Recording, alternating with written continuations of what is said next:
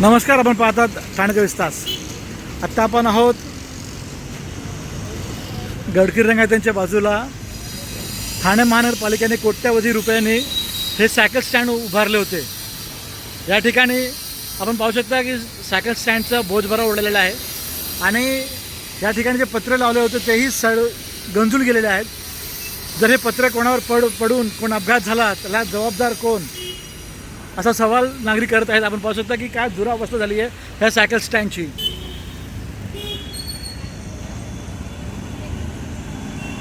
सायकली गायब आहेत, सायकल स्टँडची दुरावस्था झालेली आहे।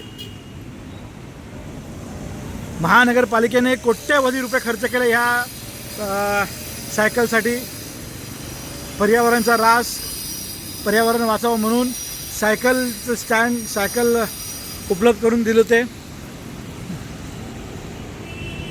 ज्या नागरिकांना सायकल चालवण्याची इच्छा असेल त्यांनी ते सायकल इकडे घेऊन जावं, काही नॉमिनल फीज असेल, पण आता ते सगळं गायब झालेलं आहे। आपण आज ठाण्याच्या मध्यभागी आहोत। या सायकल स्टँडची आपण अवस्था बघू शकता।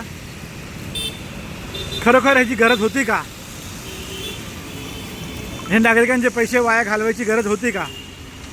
महानगरपालिकेला दिसत नाही का? असा सवाल नागरिक करत आहेत।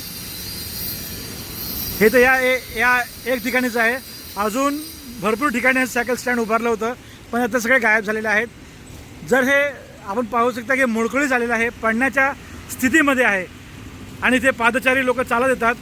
जर या ठिकाणी काही अपघात झाला तर ह्याला जबाबदार कोण? महानगरपालिका का ठेकेदार?